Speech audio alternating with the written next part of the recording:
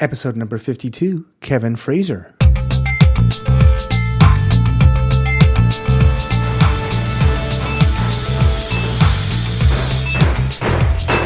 right, cut to edge of stage.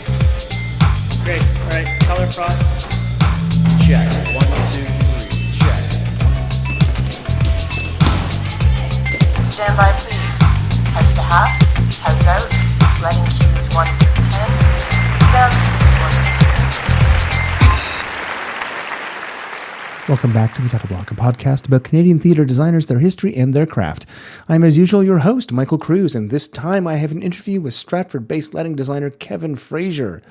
I'm excited to share the first of several discussions about the history of design at the Stratford Festival. First, this 30-year veteran of lighting design at the Stratford Festival has lit over 500 productions since training originally at Ryerson Theatre School in the late 1970s. And I joined Kevin Fraser at his home in Stratford, Ontario in August of 2018. In the future, the past resident designers Susan Benson and Michael Whitfield, who I just spoke to on my trip to British Columbia, will be featured on the show. Speaking of which, the trip was a great success, and I captured 9 more interviews with West Coast designers and over 20 hours of audio. Aren't you lucky?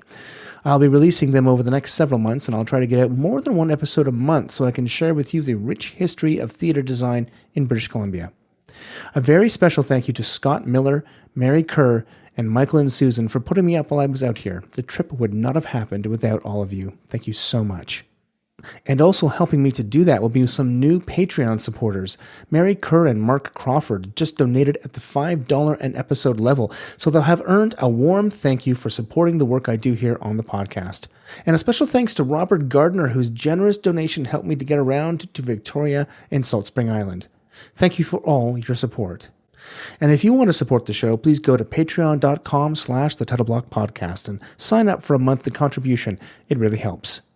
But for now, we go to Stratford, Ontario in August of 2018 for my interview with lighting designer Kevin Fraser.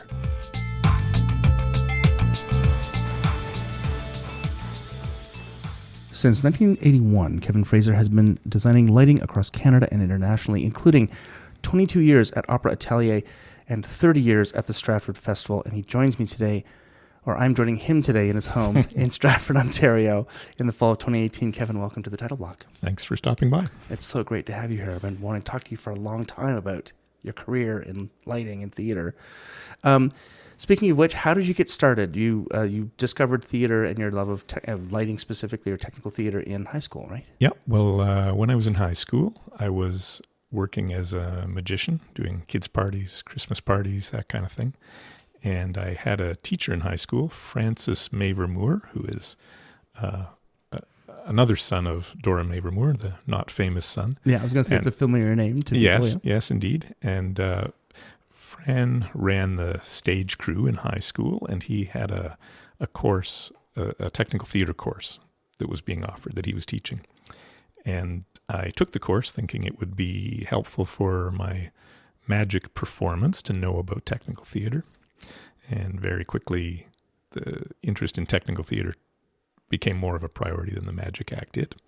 And on his advice, I went to Ryerson for the technical theater program there. That's terrific. Now, did you, I'm an interest in magic as well, since I was very young, and I was never a performer. Did you build your own tricks, or were you using stuff that was bought and mostly bought, some built. Mm-hmm. It was usually easier to buy, but of course you couldn't afford to buy everything you wanted because it's a bit of an addiction, buying more and more and more stuff, right? That's awesome. Terrific. And so technical theater, what was the program like when you were at high school? First of all, where did you go to high school? George Vanier Secondary School in Toronto. In Toronto, yeah. Okay. And what was the facility like? And did you have lots of toys to play with? Or no, was not really. Yeah. I mean, we didn't really know it at the time, but It was the cafetorium setup where you would eat lunch and the stage was at the other end of the room. We did a musical every year, which was great, and a variety show every year. Mm-hmm. We had some lighting gear that we would move around and play around with, but none of us really knew especially what we were doing, you know? Yeah. That's a pretty common I think so. experience, I think, in high school. Great. And then you decided to go to Ryerson. Yep. My alma mater as well. And this was in 19 when? Started in 78, graduated in 81. Great. So that was only, 5 years after the program had begun? I think so. Yes.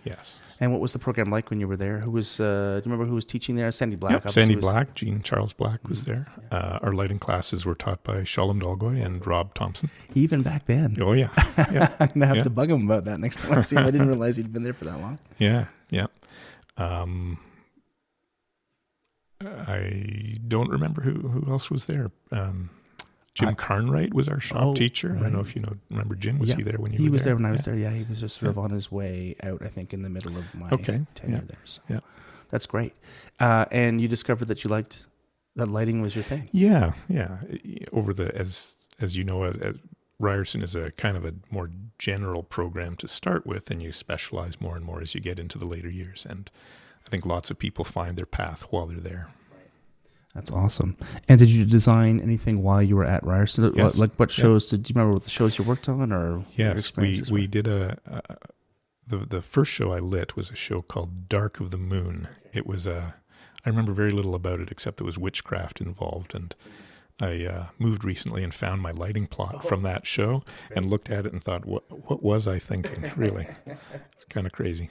That's awesome. I love going back and looking at stuff I did early on and going, I didn't know how to draft. I didn't know what were the ideas. Well, I look at the color choices, and I had a side light primary green from one side and a purple from the other side, and I'm sure there was a reason for it, but I can't remember it now. Yeah, exactly. Yeah. And then and so you graduated in 81. Yep. Okay. And what was the first thing out of the gate?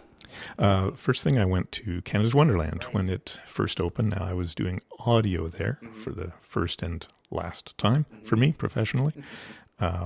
We were installing speakers as the paint was going on the buildings and the sod was being put down and all of that stuff.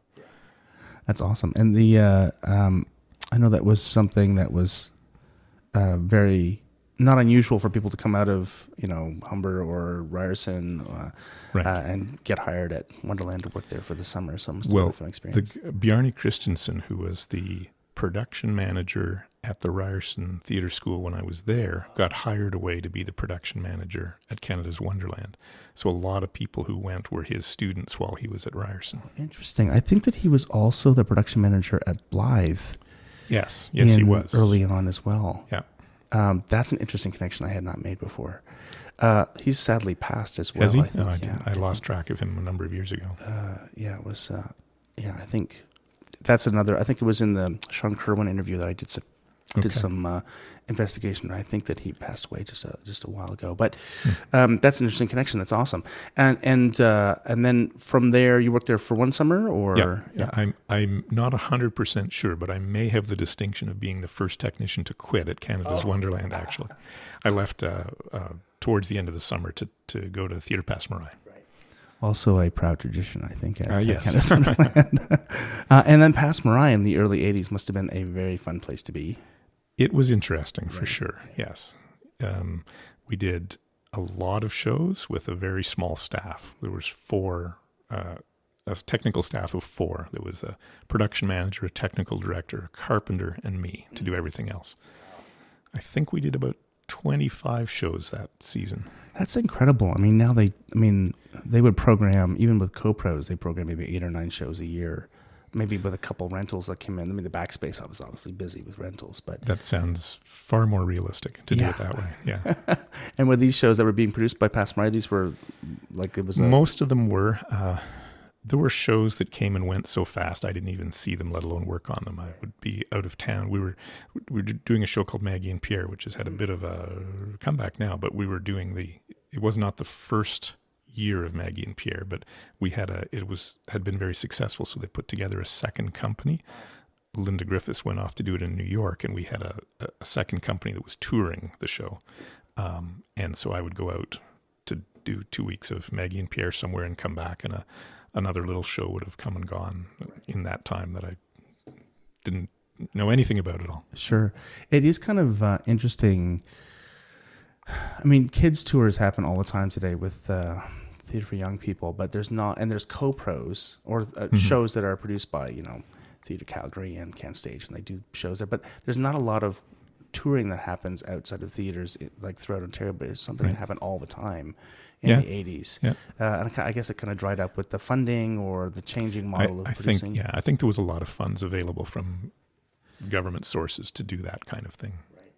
And what was do you remember anything about the tour? I mean, this must have been something that was just part of the whirlwind of working at Passmore. Yeah. Right? Well, we did when the previous year they had toured it into larger centers where they could sit down and stay for 3 or 4 weeks. Right. And what we were doing was smaller places that they felt couldn't sustain that, where they might do a week or 4 days or something like that. So we went to Regina, we went to Saskatoon, we went to Winnipeg, we went to Oakville, right. we went to St. Catharines, we went to, a number of places like that for, some even just 1 and 2 nighters. Right. That's awesome. I think it's an experience that we don't have now. Yeah, Right? yeah. I feel like we're missing out, especially with, the kind of community that's built, not only among theater people, but among, like the general public and theater, like to have shows from different places tour through all the time. Yeah. Now it's all kind of, I don't know, that's kind of missing, right? And you started designing right away as well. I did. I lit one show there. Do you remember the show? It was Hank Williams, The Show He Never Gave. Oh, right. And that was with, who was the director? Well, Paul Thompson directed it. Right. There was an interesting story that I won't tell all of, because I'm sure I don't actually know all of it. But the original show had been done with a group in Ottawa. Sneezy Waters played Hank Williams, and a number of people. And somehow Paul and the playwright worked out a deal where Theatre Passmore would have the rights to do the show for a year, as opposed to the other group that had been touring it for a while. Oh. I don't know the reason. I don't know all the things that were behind it. I know I had the feeling there was an interesting story there, but I don't really know it. So part of the arrangement was we had to have a production mounted by April. It was a date in April that we had to have a production up and running. Mm-hmm. So we actually went to Blythe and teched the show there. Oh, okay. This was with a performer who had not done the role before, but was very, very good. Some of the band had done the show with the previous production, some not.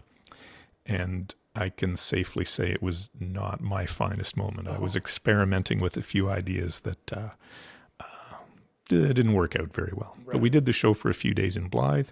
Then we went to Port Dover for a few days. We did a bar in Seaforth. Right. And then we went on hiatus. The idea was going to be to come back in the fall and do a much larger tour. Mm-hmm. And in the meantime, the guy who was playing Hank Williams went and took his bar exam and went off to become a lawyer. Oh, okay. So the whole thing just completely fell apart at that point. Right. That's interesting.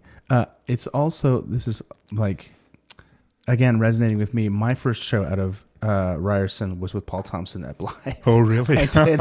He won't come in from the bar, and that was my first kind of out of university show. Thankfully to Leslie Wilkinson who brought me in, but that's interesting. And you hadn't been to Blythe before? No. We talk about Blythe all the time on the show because I'm right. obsessed with it apparently. But what was your experience? Like, you're only there for probably a week or two? Well, we were there for 10 days, but a week of that was teching the show. Oh, right. And then we performed for 3 days. It was in March, so it was not their usual season. Yeah. We stayed in a motel in Clinton, and it was fun. I remember Paul deciding that we should have a follow spot. Right. And there was a follow spot at Theatre Passmore. Mm-hmm. And I got on a train. Somebody drove me to Stratford. I got on a train, went to his house, picked up his old red pickup truck, right. Drove to the theater, got the follow spot, drove it all back to Blythe, all in the space of half a day or something. That's funny. I think he was still driving the same pickup truck in the 90s. When I was there I'm not surprised. It had, and in 1981, it had a lot of miles on it already. Sure. Yeah. That's funny. So then, was that from April to the fall? So you didn't produce the show in the fall? No, it just fell apart. And then you were there, and then you were done with Passmore. I was gone from Passmore by that point anyway, yeah. Any other shows that you worked on throughout that year after that as a designer at Passmore? No, just did one. Yeah.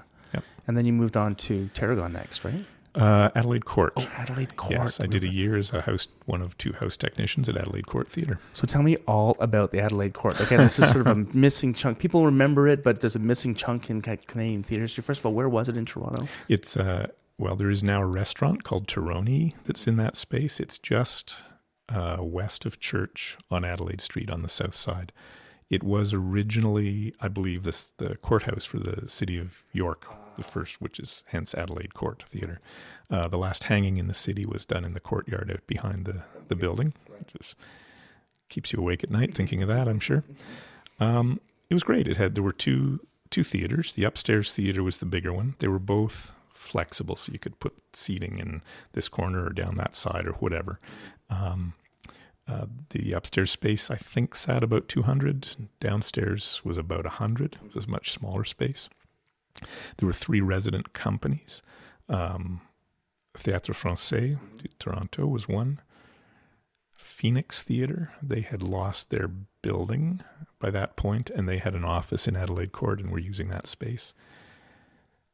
And I forget who the third company was. It's okay. Phoenix Theatre, were they not in...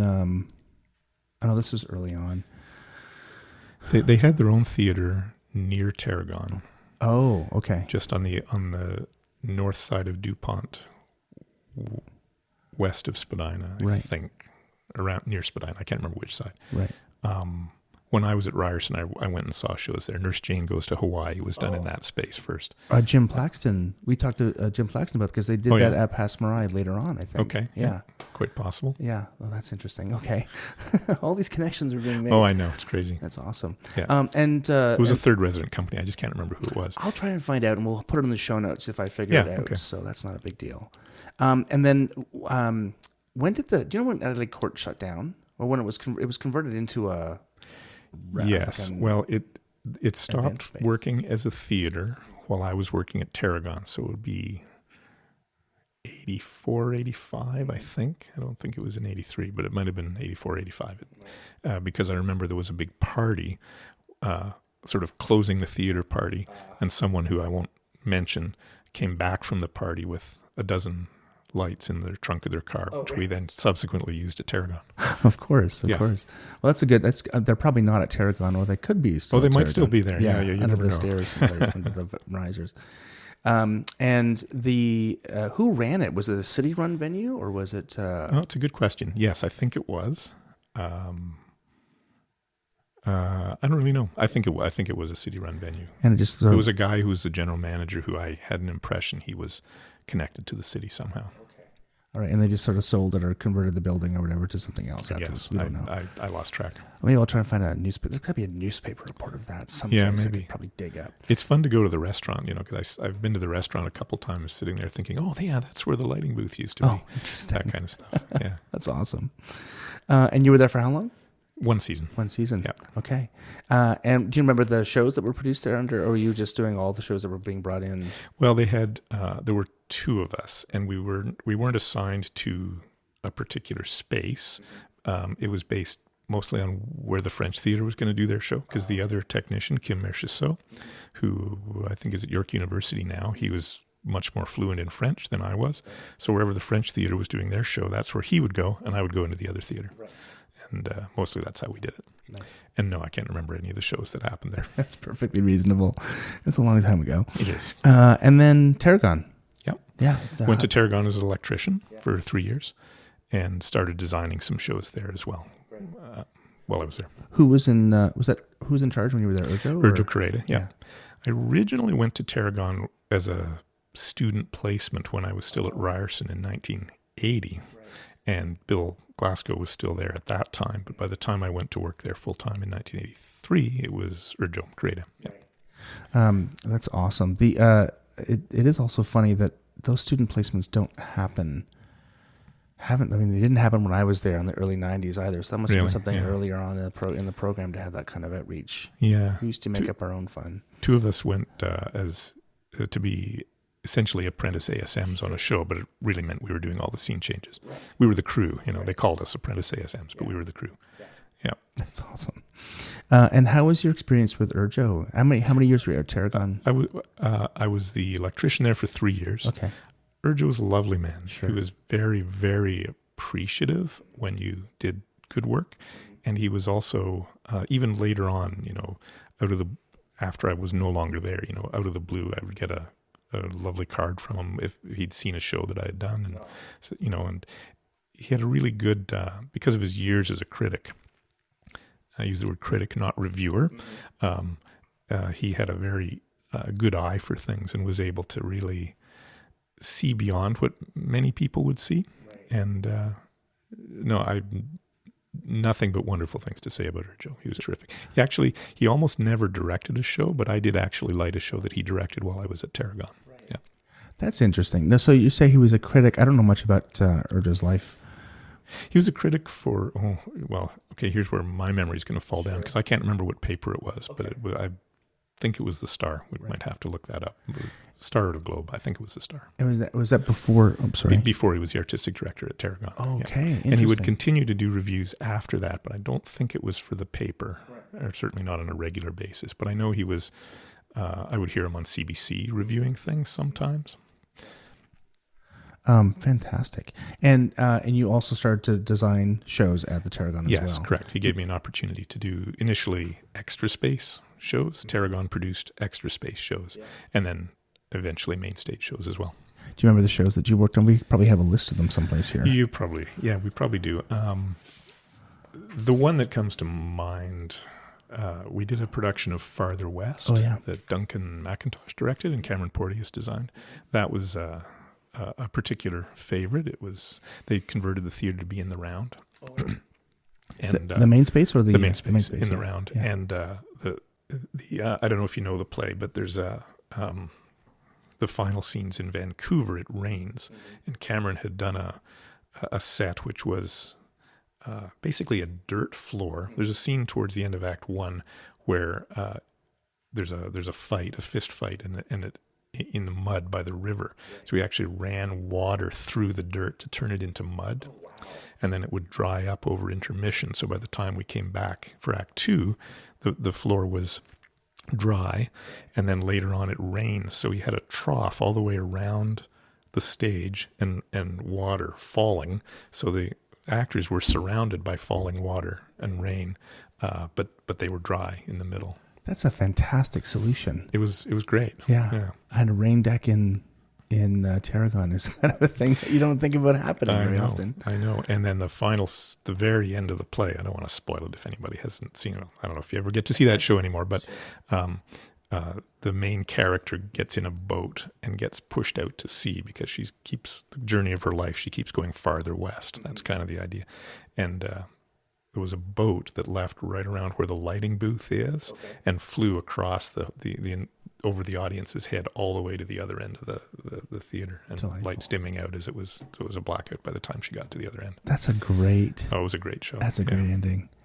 And the mud. Tell me about how the mud worked. And this is just I'm not sure if you remember how did they get dry over was it the type of material they were using? Yeah, it was the type of material. I don't remember the details. I remember there was a lot of experimentation with different type of material until we could figure out exactly what worked best. That's fantastic. And then Duncan McIntosh and Cameron Porteous are, big names. Absolutely. I mean, how did you find fitting into that combination, as a new designer? A little intimidating, for sure. Both Duncan and Cameron were great on that show, even though I was the least experienced guy on the team, for sure. That's awesome. I wonder if I'll look for some photos online. Maybe Tarragon may have an actual photo, so we'll put that in the show notes as well.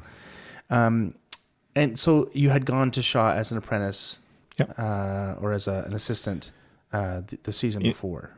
Yes, in the summer, the Tarragon season had ended. I went to Shaw as an assistant.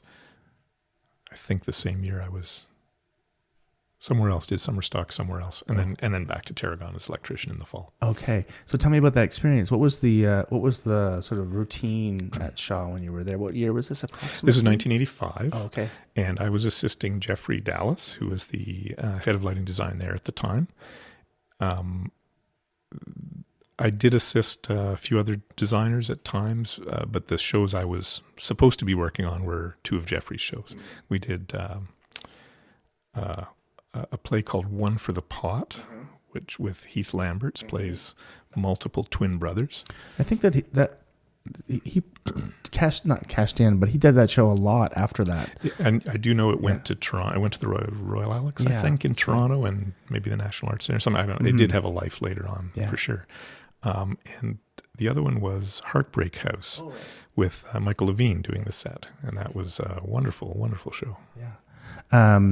That's, again, correlates between our career. I assisted Kevin Lamott on Heartbreak House. On the next Heartbreak House. Yeah, when they did with Tadeusz Brodecki. And so how was that experience? How was working with Jeffrey Dallas, first of all? Because we don't know a lot. I don't know a lot about him. Jeffrey was a sweetheart. He had a reputation for being very volatile, and he could get angry about things at the drop of a hat. I could see when I was there, everybody was treating him with kid gloves because they had seen the explosions. I never saw that happen. I could see that other people were expecting it a lot, but I never saw it. He was an absolute sweetheart. And his style of lighting was, I'm not even sure quite how to describe it, but it was, I think, largely intuitive and worked very well with what Cameron was doing, worked well with what Christopher Newton wanted as a director. Interesting. And what was the system? We talked a little about this in the pre-interview about the system of the rep plot at Shaw. It's not the same now. I was just there this season, and I know it's very different now than it was then. But at that point, it was because there were the three spaces: the festival, the George, and the courthouse, and it was kind of like the festival went first, and it was kind of like, okay, there's this big pile of gear. And then whatever the festival didn't want would go to whoever was loading in next. And then I think it was the courthouse was third, would get whatever was left. But it was the three shows that were happening in the festival theater, the three early openers while I was there. Jeffrey was doing 2, Shalom Dolgoy was doing 1. And there was a lot of time spent with them with a couple of inkies and some gel books and trying on costume swatches and checking out colors and paint swatches. And it probably wasn't as long as it is in my memory, but it seemed to take quite a long time. You also have to remember this is pre-computers. So all the paperwork was done by hand. There were 2 of us assisting there, and the plot was drafted by hand, pencil on paper, and Jeffrey really liked things to be neat. And so you could get away with a couple of changes, but probably twice a week we would be redrafting that plot from scratch. Oh my God, that's remarkable. Yeah, yes it is. Was that from the entire thing, from start to finish? Yeah. And was that just because again, my memory might be tricking me here, but Sure. But I know we did a number of times. We just started again and redrafted the plot. And was that just to incorporate changes that were happening through production, or was well, you'd have your rep plot, and then you'd add the first show, and then when you go to add the second show, we'd start again, right? And then, Jeffrey would change his mind about, okay, I don't want that over here, I want it over here, and this is going to be a different color. And with a few changes, it was fine, but after that, it just got too messy for him because you'd erase something, you could still see it underneath, and he didn't like that, so you'd redraft it. Sure. That's understandable. I appreciate that kind of. Yes, well, and we were there to do what he told us to do, so that's what we did. Excellent. That's awesome. Anything else about that season that you remember that was that kind of? I mean, this is the first time you had done rep theater. Yeah, absolutely. First time I'd been in a big theater, Right. with lots of gear. Yeah. It was great. And how big? How long were you there? I mean, were you thrown into the mix right away? Like there's kind of a steep learning curve there, right? Yeah, for sure. I was there for 3 months. I remember there was still snow on the ground when I started, but other than that, I can't remember that much about how we got started. It is a steep learning curve. Yeah. But it was also good to see, I think up to that point, I felt that doing a big show with lots of lights was kind of the same as a small show, just bigger. Mm-hmm. But in actual fact, it's a different beast and requires a different set of organizational skills. Right. Yeah. That sounds familiar. I remember being daunted by it a lot. Mm-hmm. And then what I was struck with this, you were trying to solve the same problems. They just sort of cost more when you made a mistake. Yes. So you had to be more careful. Yes. with those decisions. Well, also there's the union factor too, right? Right. Because you're dealing with union stagehands as opposed to when you're doing it yourself or you're doing it with a non-union person who, back in those days, you could, work as many hours as there were in the week without any overtime at all. That's right. Yeah, I know. We feel. I'm of two minds. Or you think back and go fondly when you were doing this out of it's sort of this was sort of there was a purpose to it that was kind of driving you forward. But at the same time, you go, how could we work somebody 100 hours a week? Like, Yes. From an equity standpoint, it seems like a good move. Though we lament this kind of. There's this nostalgia for it that I think a lot of people have. Yeah, there is, but I think it's good we don't do that anymore. Yeah, I agree.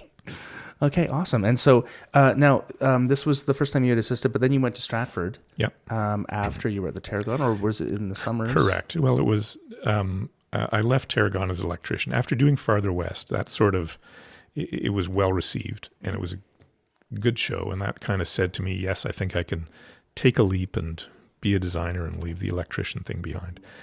And so then the first thing I did was go to Stratford as an assistant in 86. And I assisted Harry Fraser on 3 shows, and Louise Guinot on 2 shows.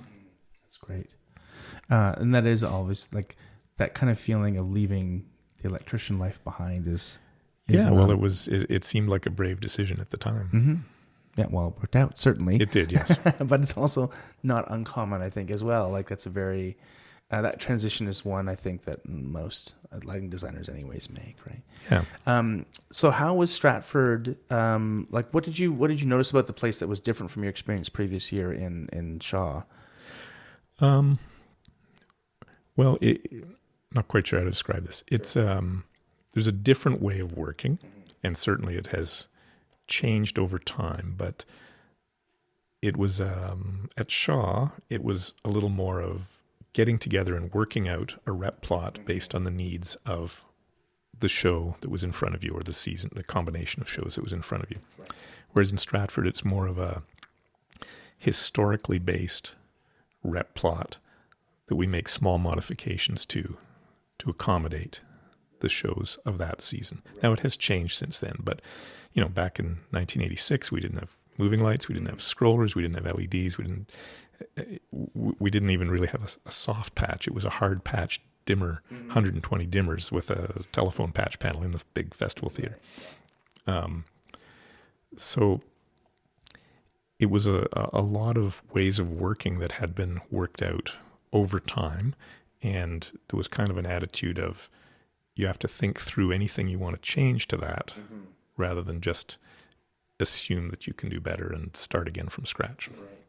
I recall one of the scene change kind of tricks that Stratford, and we may have talked about this on the show, but I don't think that we have, because I haven't spoken to a lot of lighting designers that worked at Stratford. Mostly it's been set and costume designers, but this idea of the photo paper and the shutter cut thing. Do you want to describe that process? Yeah, absolutely. At the festival theater, you can get to, by catwalk access, almost all of the lights. At the Avon Theater, you can do that for front of house, but not anything that's overhead.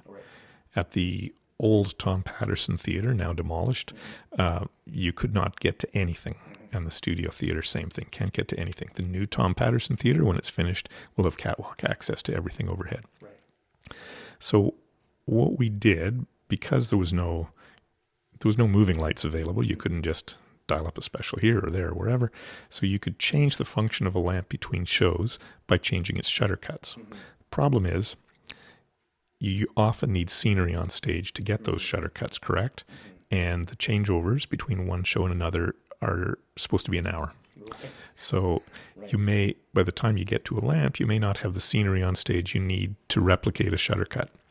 So they came up with this system.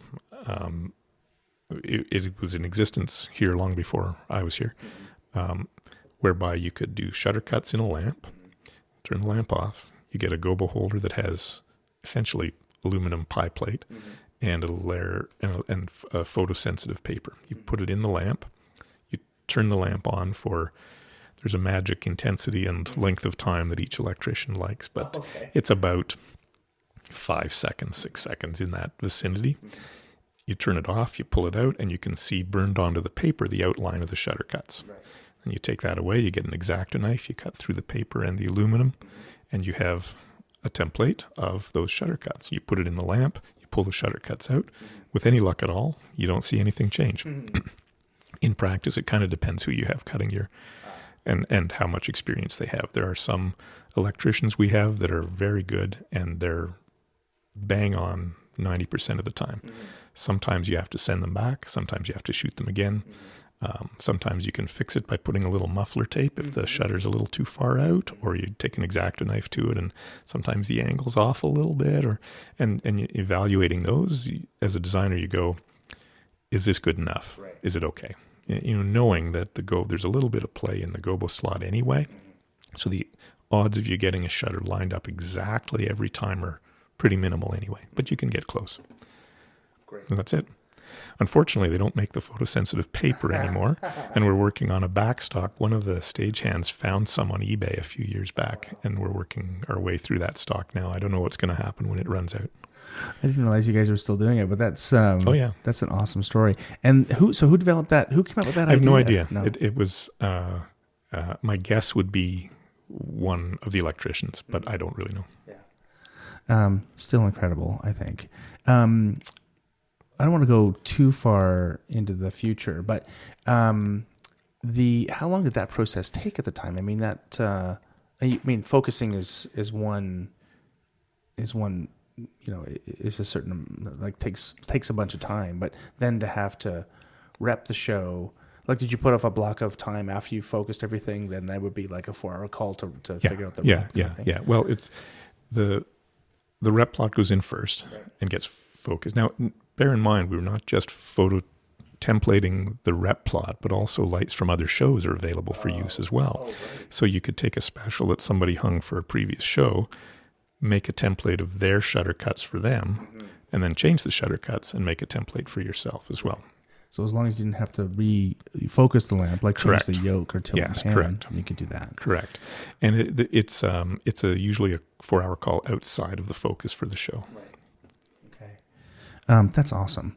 And at the time, there was a head of lighting design. Yep, and Michael Whitfield, whom I'm happy to announce that I'll be talking to over Christmas. Excellent. This year, over the Christmas break. So we'll get his kind of view of how that all kind of developed. Yes, I hope it doesn't contradict mine too much. Memory is a funny thing. It's right? true. Very true. It is malleable. He would be able to tell you who came up with that idea. Right. Yeah. Okay, I can hardly wait. That's excellent. So you were there for 3 seasons at Stratford. 30 seasons. Sorry, 30 but as seasons. an assistant, Yeah. just 2 seasons. 2 seasons. Yes, correct. Awesome. The second season was 1988. I was not there in 1987. In 88, I assisted Louise Guinot at what was then called the Third Stage, a Robin Phillips Young Company season down there. Great. The company that then became Soul Pepper afterwards. Oh, right. There's a connection I had forgotten about as well. So who was in charge? Like, who were the other people you were working with? Who was in charge of the festival at the time? Was it Robin Phillips or was it? No. I can't remember now. When I first started there, I might get the order wrong. John Neville, I believe, was the artistic director. Right. And then David William, but I might have that backwards. Right. John Neville's name is very familiar to me from high school. No, it was John Neville first. That's right. First. Yeah. Okay. Great. And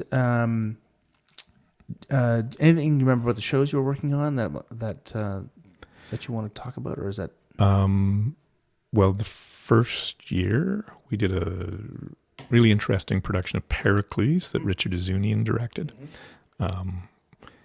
That was the first season they did a musical that was not Gilbert and Sullivan. Oh. I didn't work on it, but it was The Boys from Syracuse, which is based on Comedy of Errors. Right. That's about it. Yeah. Terrific. So, when did you first design at Stratford? 1989. Okay, so not that far after starting as an assistant. I assisted in 88, and then they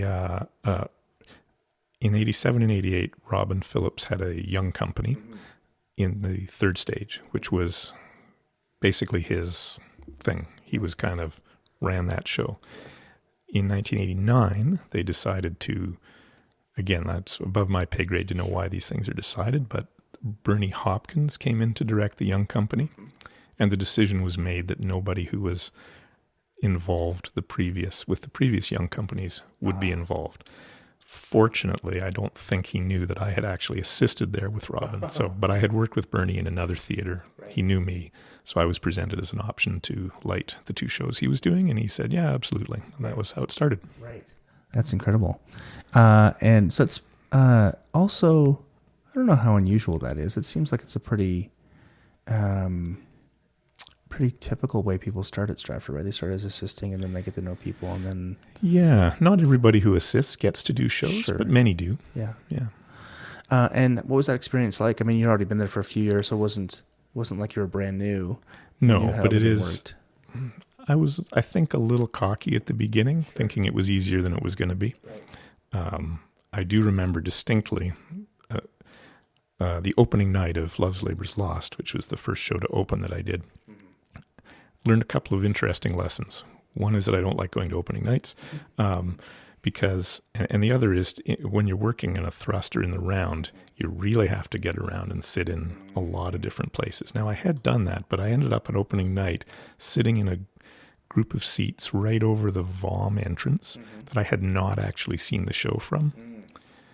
And I was sitting there with the director of the show, the incoming artistic director, and the outgoing artistic director in the row in front of me, and Michael Whitfield in the row behind me. Right. And every cue that came up was terrible. Of course, I think it was just the stress making me think that. But sure.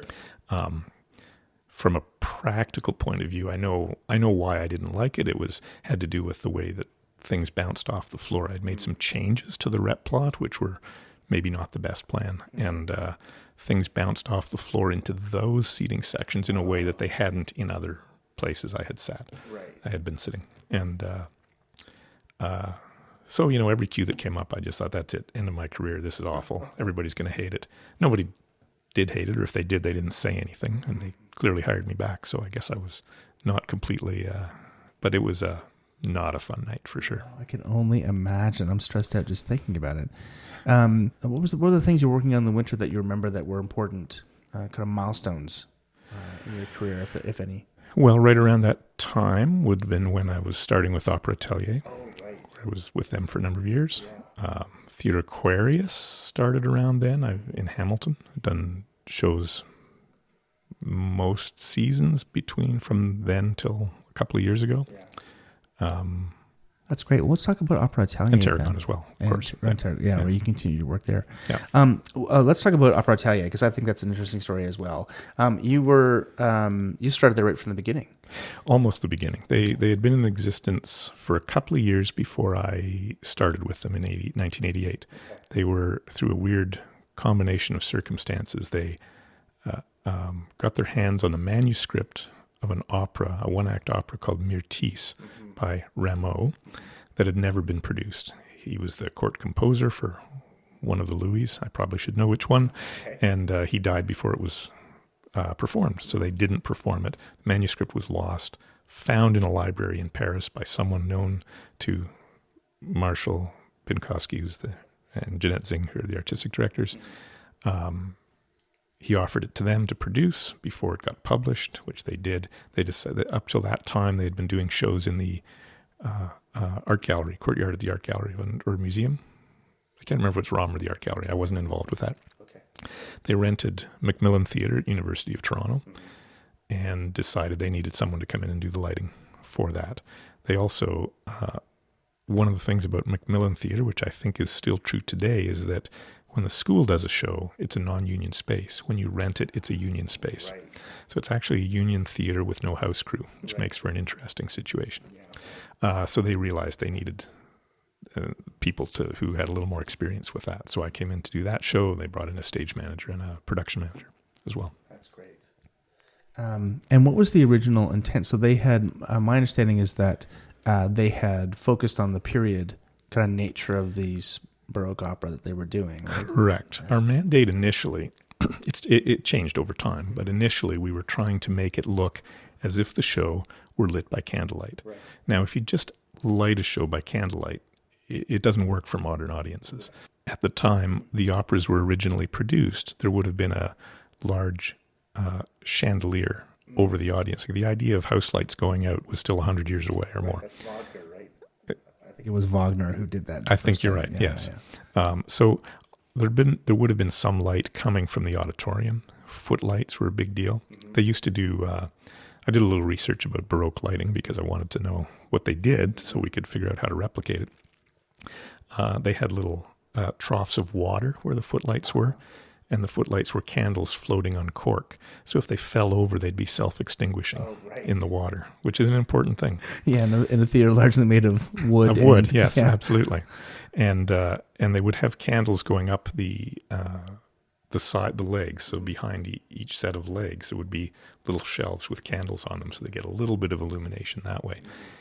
On the whole, they were even experimenting with color. They had these little glass things that would go over a candle that was like, you could think of it as like a little bowl with a tube up the center made out of glass. So you could fill it with a liquid and have the candle in the middle, and they would dye the liquid different colors and put that over the candles to get some different colors.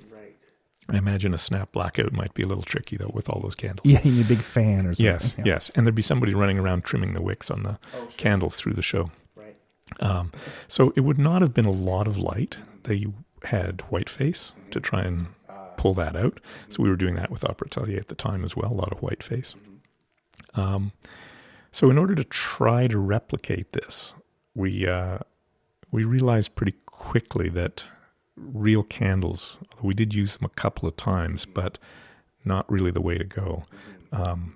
We were doing in those early years, because we couldn't actually afford the electronic flicker candles at the time, but we had footlights, which were, I can't remember the color, R317 or something like that. It changed a few times over the years, but I think that was it. And I built the lighting console there at the time on Macmillan and a few of the other theaters that we went to later on couldn't really do flicker effects. So I actually built a flicker generator and plugged them into that so they would just sort of randomly flicker. And it looked great if you couldn't see the bulbs, right? And we do the same thing on the back. So we would have light bulbs hung on the back of a leg. The legs were painted, so they would flicker and you would see them on the leg that was upstage of that. So you'd know there were candles in the wings kind of thing. Now those things were not really lighting the performers. They were more lighting the scenery, but just a little bit of flicker you got from the footlights on the whole stage was enough to give us the illusion of flickering candles. When you actually put real candles on the stage beside that, they didn't flicker, which was kind of... I remember once we had two candelabra, and one on one side was rock steady like light bulbs, and the other side were flickering. There must have been a breeze from one side of the stage, so that didn't work so well. Yeah, kind of. Isn't that funny? You try to break the illusion. You have to artifice is important to make the illusion complete. And when you put something, I remember there was a Carbon Couture's show that I saw. And I may have talked about this on the show. That came to the Premier Dance, which is called something else now. Whatever the Paul Fleck, or is that's another? No, it's something else now, isn't it? Yeah. Whatever the Demorier, the Demorier or the... Not the Demorier, sorry, it was the dance theater. The Premier Dance Theater, yeah. I know. It's something else now, I can't remember what it is. And they had this extraordinary fade from black at the top of the show, and it gets sort of brighter and brighter, very, very, very slowly. And you think, well, that's not 128 steps, it's not 256 steps. There's something else going on. And they actually flew I could not believe this, a lit candelabrum from the grid. They had gridded it, they had lit it, gridded it, and then they flew it in over 5 minutes or something at the top, or it's 4 minutes at the top of the show. And first of all, my first thought was, that was an incredible fade from black. My second thought was, I thank God nothing else lit on fire, because you were flying a flaming thing in from the grid. But it was like something we would never be able to replicate. Maybe now with LED, I don't know, but you'd need a lot of steps to make that not look like jumpy, right? Wow. Anyways, but totally understandable. And so, obviously, it was brighter than it would have been had it been lit by candles. But correct, but it was still pretty dim by today's standards. Oh, okay. Yeah. Right. And how did the audience react, or was they were obviously buying into Seemed this? to be fine. Yeah. Right. And you said that you didn't really stick with that for very long, or Well, for very many seasons. One of the things that happened over time is that Marshall and Gerard Gauchiu did many. There was a period of years where he was not their set designer, but he has been now for a long time, and they were interested in moving in a different direction and being more theatrical and more contemporary, not necessarily trying to replicate things that had, not trying to do the candlelight look so much. That said, even when we were doing the candlelight look, Marshall was always very intrigued when he would see something that looked really great, even if it fell outside the mandate of trying to make it look like candles. I remember once I called a wrong channel by mistake, and a bright blue sight came up, and which of course they wouldn't have had. And he said, "Oh, I love it. Let's keep that." "You can't do that. You can't." "Oh, yeah, no, we can do that." So it did move over time away from that idea of trying to replicate candlelight. Yeah. And how you guys toured a lot? We did. And you still, Opera Atelier is one of these companies that tours a lot still to the day, which is kind of unusual. Yeah, we went to Singapore. We went to Tokyo twice. We went to Seoul twice.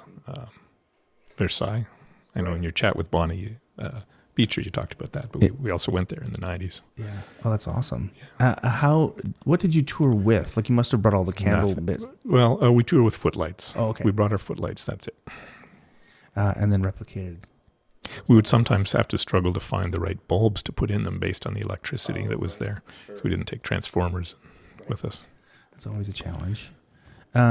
Interesting. Anything from those tours that you wanted that was... Like, this was now the first time you had been out of the country doing lighting in Singapore and Tokyo and things like that, right? Yeah, it was, it was, terrifying in many ways, but a lot of fun as well. I remember when we went to Tokyo the first time, the theater we went into was essentially a concert hall. It was not really a theater, although it had the ability to do theater-style shows or operas. It was built as an opera hall, but hardly... Sorry, I'm going to back up a little bit. It was explained to us when we were there that in Japan they could find a lot of money for building buildings and not for sustaining companies. So there were something like 100 opera houses and 3 opera companies in Japan, which is why they were always looking to bring in people to do stuff. The crews there were exceptionally fast. We had asked for 2 days to set up, which is kind of like what we did in Toronto. And we were done at the end of the first day. We spent the second day basically sitting around. They were just unbelievably fast. I asked for an inventory list for the theater in Tokyo we went to, and they kept not sending it. And this is by fax, right? Again, we're pre-email being very common at that point. And email was there, but it didn't seem to work out. It was by fax. And finally, they sent me a list, and they had 1,200 lights in this theater, most of which I had never heard of before, right? They had 25 Source 4s, and everything else was a Japanese lighting instrument that I didn't know. They had 6 matching pairs of follow spots that were different. So you could have tungsten or HMI, the 2K or the 4K or the 1, but they were in matching pairs. They had 2 follow spot booths that had like 6 spots in each one. You could choose which ones. That's crazy. Full range of panny projectors with every conceivable accessory, that kind of stuff. And it was quite neat. The whole stage had a motorized rake, so it could be flat or up. Wow. And then within that, there was a separate elevator the size of a grand piano, so they could get the grand piano up from storage when they needed it, that kind of thing. That's incredible. Yeah, it was great. It was amazing. Working in that space. And their electrician had we'd done the show in, I think it was Marriage Figaro, can't remember which one was first. We had done the show in Toronto, and he had a copy of my cue list from Toronto. I have no idea how we got it. Nobody would say that they had sent it. But when we did the opera in Toronto, we started with a prologue in English. A performer came out and spoke in English. But we decided in Japan that would not be a really smart idea, so we just cut it. So we're starting to build cues, and I built the cue. I said, record Q1. And he said, "You're not doing the prologue?" I said, "How do you know about that?" It was quite crazy. Wow. I think Steve Lucas talked about some of that as well. People want to refer back to our Steve Lucas interview when he took the Draw Boy to Tokyo. Or to Japan. Somewhere in Japan. Right. Great. Well, that's excellent. So you spent a lot of time. I mean, I'm not a big fan of Baroque opera. I've enjoyed all the Atelier shows I've seen. They're just kind of extraordinary. But it's not really my musical interest. But you've done a lot of it. Yes, it's true.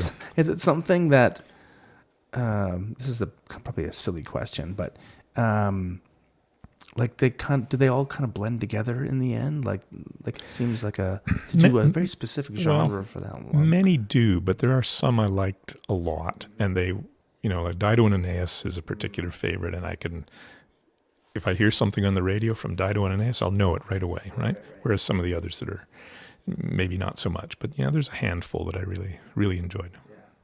That's awesome. That's a silly question, but it's my response to it.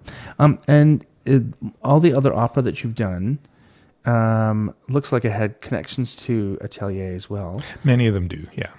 How do you describe, so, and opera Atelier must have been the same way, because opera tends to work just because it's such a huge scale. You don't have a lot of time in the theater. Correct. How do you change your process to accommodate that? Like I think you just have to really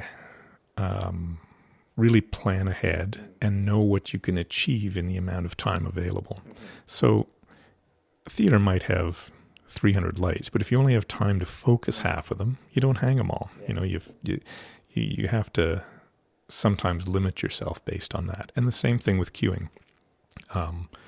Generally, before I go into a theater, I'll know roughly what the cueing of the opera is going to be. Maybe not in every exact detail, but an overall structure will be there so that we're not wasting any time. You sometimes only have 4 hours or 8 hours.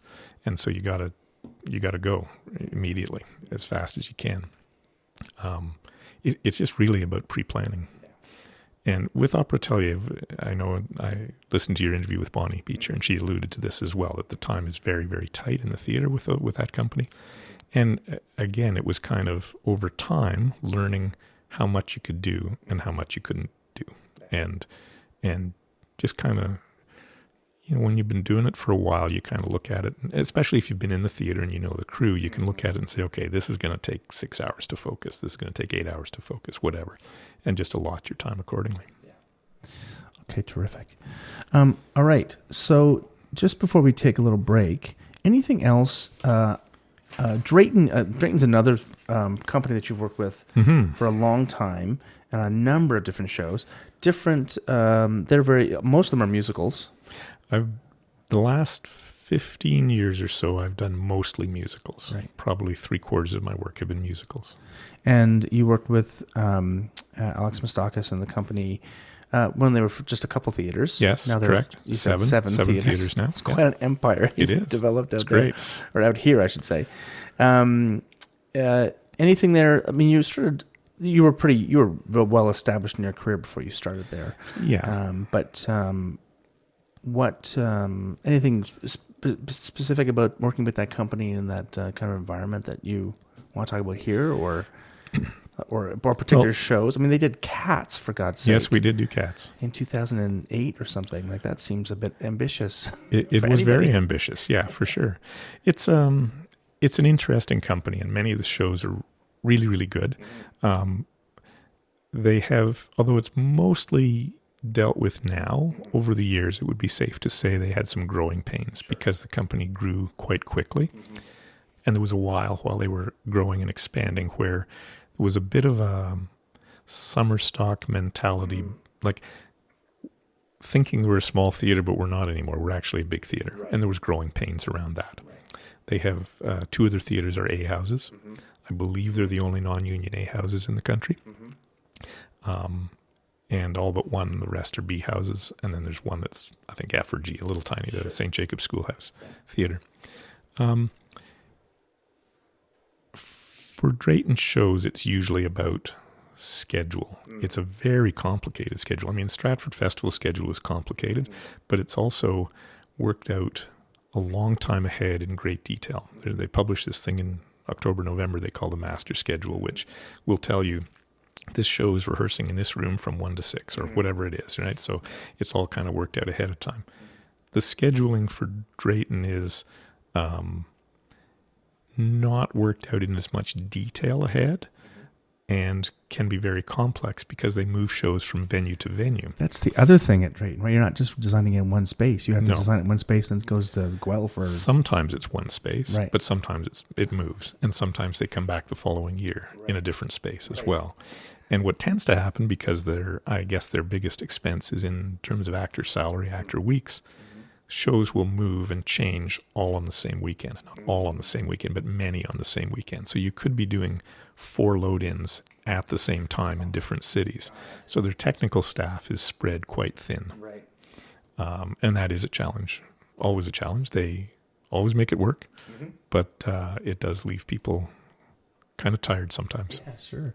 And they don't work in rep, though. No. They're a no. stock kind of Correct, company, yeah. right?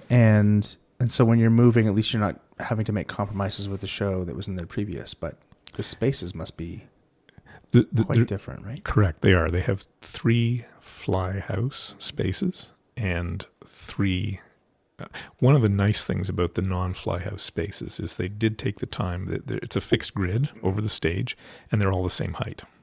So they did actually, and the pipe spacing now is almost the same in all of those theaters.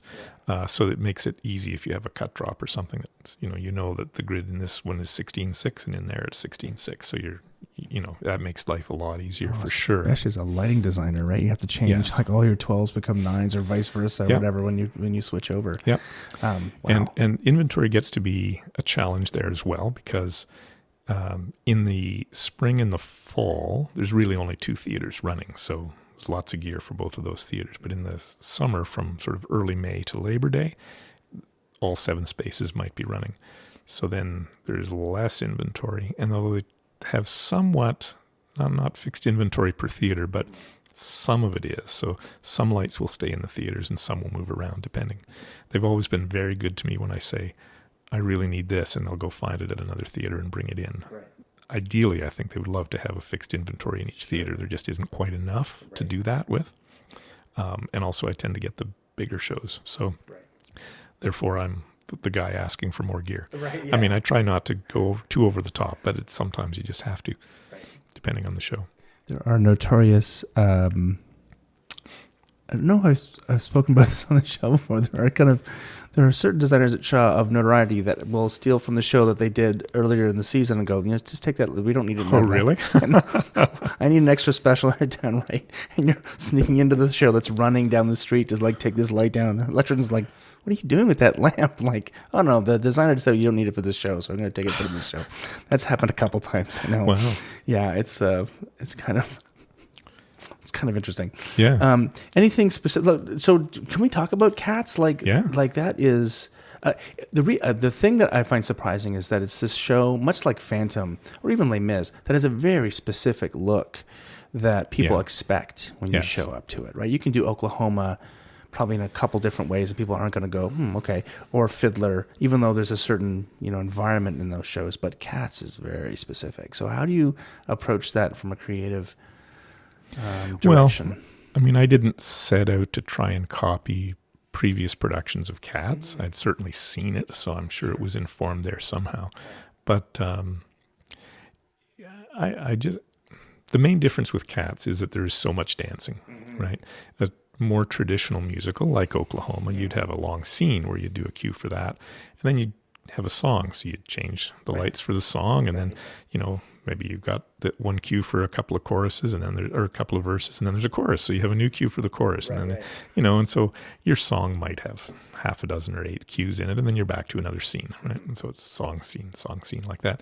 Whereas Cats isn't like that; it's just all songs, and most of them have extensive dance bits. So I know I had not more cues than any other show, but a lot of cues in that show, because often I like to have, in a musical, I like to have cues, in a dance break in particular, a cue where the music indicates there should be a change, because usually the choreography will kind of follow that. So if there's a key change, there's almost always a lighting cue for me. In the score, they'll often have little reference marks for dance sections. often based on the original production, but there might be a, letter H, and then there'll be a little term that says something about what that dance section is for, mambo or whatever, and it may not be a mambo, but it's whatever term the choreographer in that original production used to describe that section of choreography. Right. Another clear indicator that you probably want to cue when those things come up. Yes. In Cats, there's a lot of that.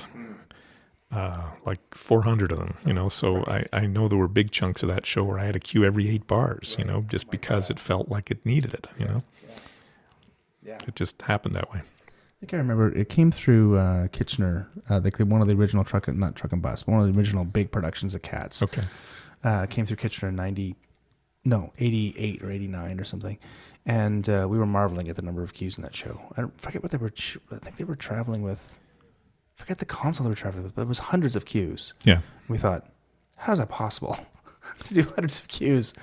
But I mean, with that kind of show, I guess it just demands it, right? Yeah. A friend of mine was the board operator for Les Mis in Toronto for a while, and this was back with a original light palette. Oh, yeah.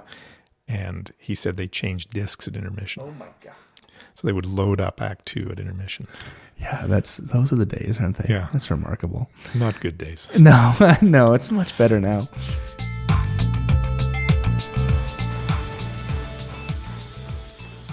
Hi there. Yeah, I know this interview is going really well, but before you skip ahead, just shuffle over to the show notes if you could and click on the link to the Patreon page for the title block. It does cost money to produce this time capsule of theater design history, and for a couple of bucks an episode, you can ensure that I can continue to put out great interviews with designers like Kevin Fraser. Go to patreon.com/the title block podcast and donate now. Thank you for your help.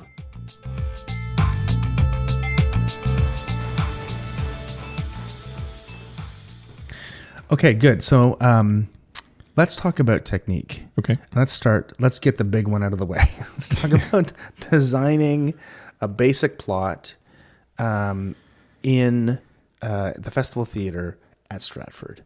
Now, not everyone who listens to the show will have been to Stratford, right? The big country. Yep. And we have people from across the country that listen to it. The original set we have talked about before, and I think it was Pat Flood and I who talked about it, because they tried to replicate a similar version of it at Guelph as part of the thing. So it was Tanya Mazejevich, right? Her stage, and this was in the 1960s that it was, or well, it would have been 52, the original stage. Was that in the tent? Yeah. Okay. And now it may have changed a bit after that, but she was here in 52. Okay. Designing it then. Right from the beginning. Yeah. All right. And so this is, describe what it looks like for people from a basic point of view, like what the configuration of the stage is, and then we'll go from there. Okay. So it's actually a fairly small stage. It's about a little under 20 feet wide, and I can't remember the depth, but it's similar.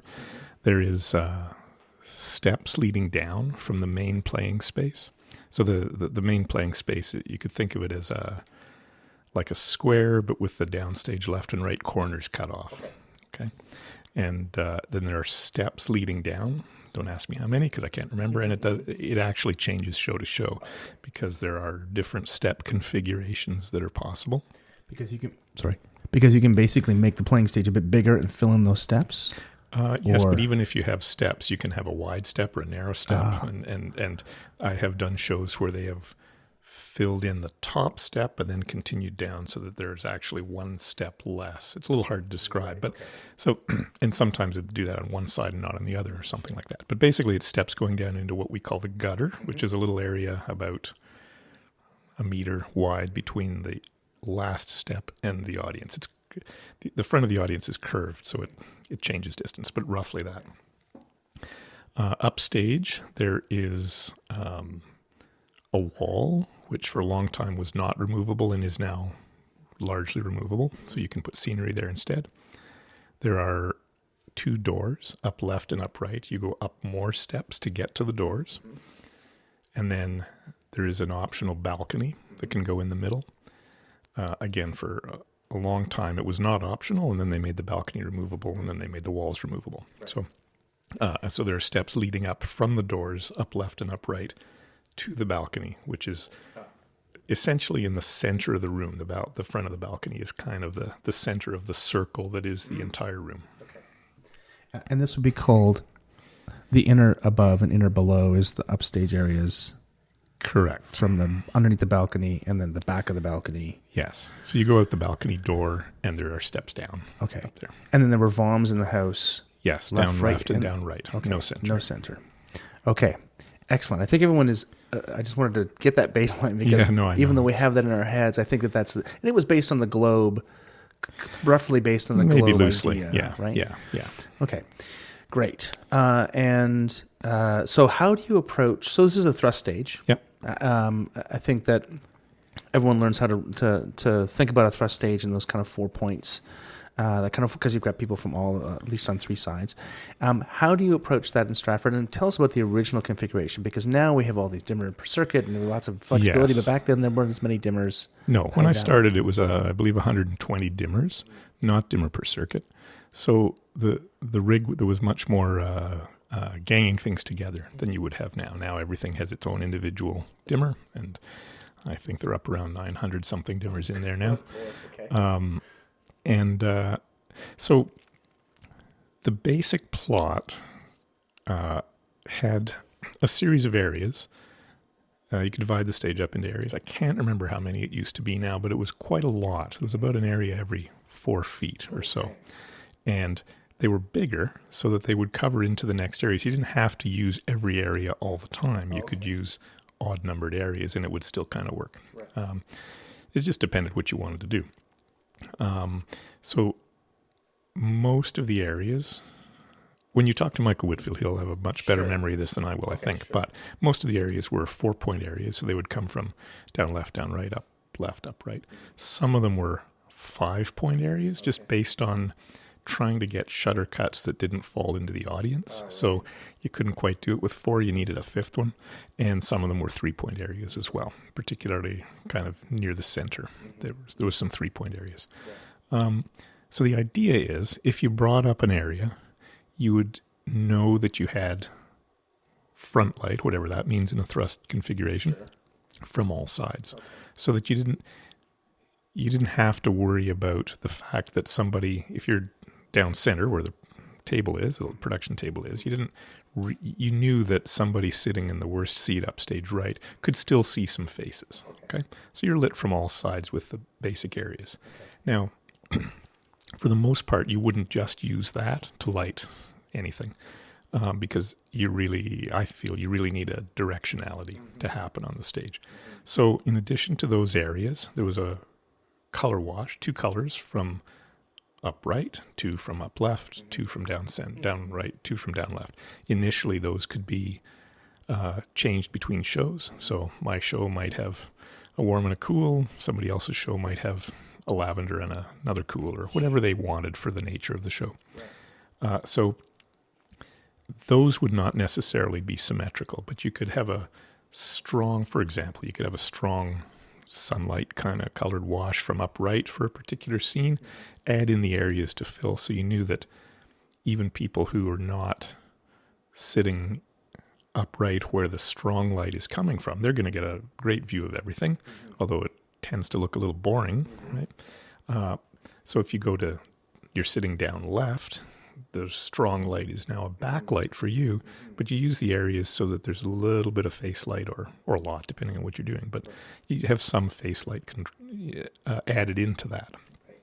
Is there my take on that kind of approach would be to, obviously you want, let's say they go back to the garden a number of times in the show. You want the garden look to say, this is the garden, so it doesn't change. But you would then change the other looks to in an attempt at equity to sort of say, well, for this number, you've got a front light from here, and from this number, or from this scene, you've got a front light from here. So these people get this look, and these people get this look. Yeah, I can't remember who, but somebody used a term that I quite like, which is spread the treats around. So that it might not look great for one scene for somebody, but hopefully the next one will. That makes sense. Excellent. Okay, and then and then on top of that, there were gobo washes as well, because one of the things we can do in that theater is get to pretty much every light to make changes between shows. So you could have a gobo wash that could be a leaf breakup for one show, something sharper or jail bars or whatever for another show, and you can change the color in every lamp for every show as well. Now, in practice, there isn't enough time to change all of them, but in theory, you can change all of them. Okay. The changeovers between shows are an hour, and it's usually one electrician for an hour, sometimes two. So do you, I mean, obviously with experience, you can go, I can change 2/3 of the lamps, or I can change all the color washes, but nothing else. Like or do you figure that out beforehand? Well, when a show goes in, like the rep plot goes in first and gets focused first, and then each show as it comes along in the schedule gets added in. And you can steal lamps from shows that have already gone in ahead of yours. You can't steal lamps from shows that haven't gone in yet because they're not there.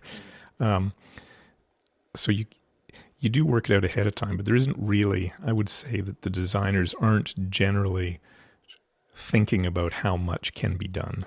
It's occasionally the electricians will say, whoa, hold on, you can't do all that. We just don't have time.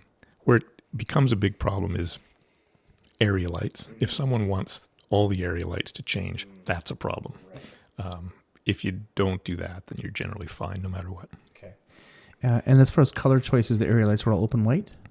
Well, they were then. Okay. Now, I would say in the last 10 years, that has changed.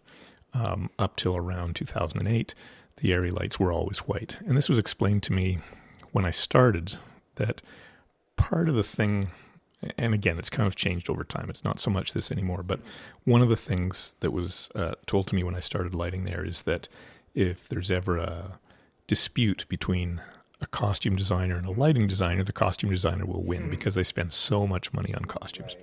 And it kind of makes sense because when you're doing a show on the basic stage without much scenery, costumes really have a big impact, and furniture and stuff like that. So one of the things to make sure that costumes are the color they're supposed to be is to have white light available, so that if you throw in a little bit of white, no matter what else you're doing, it'll help to bring the costumes back to where they're supposed to be. Certainly I can say that it's been a handful of times that I've ever had any issues with costume designers regarding the way the color of the costumes look on stage. And usually that's around a velvet. A black velvet that comes out and looks green. It's like, and we've worked hard to fix those things generally, but 99% of the time it's just fine. Excellent. That is fascinating. So now, in recent years, that has moved to be more designers want a cooler color temperature in the areas. So there will be some color corrector, and sometimes not always the same from each direction. And that in recent years has varied from year to year. and is that because tastes have changed? I mean, or the visual language has changed, or like it's funny that you can see that trend. It's interesting that in spaces that have a season that is not repped and that changes, and there's lots of different designers making those choices, you would probably not see these trends or not be aware of them. But to have this kind of base movement over years, to have the lamp get cooler seems... Certainly, I think the idea of using white area lights is a much older thing, and I don't know if it's generational, but certainly it was the thing here in Stratford when I started working, and is not so much now. And it's not so much that it's even younger designers, but some designers who were not here then have come in who prefer a cooler thing. They just find white to be too warm. Yeah. That's really interesting. Okay, now I just want to pause for a second and also say the 120 dimmers is there's something magical about that number. I worked at the Center in the Square, and it was built with 120 dimmers as well in 1980. Right. And there are other spaces that seemed like that was the number that would top out. Maybe it was an electro controls thing. Maybe it was a strand thing, like 96 dimmers. It's probably a strand thing. It's probably a strand thing, right? Where you have so many packs, and the 120 dimmers is the maximum number you can plug into, whatever it is with the AMX, whatever the... it was before that. Yeah. That's interesting. Okay. And it was probably the biggest rack they sold. Yeah, probably. For something as simple as that. That's as big as you can get into and the telephone patch. And those were expensive because there was a lot of copper in those things. Oh, right. Yeah, that's right. They were really big, big coils and lots of. What was do you remember the console? Was it manual still? No. When I started, it was a light palette V6. I know they had a Compact 120 or Compact 200 or something before. No, it was MMS, Strand MMS before that.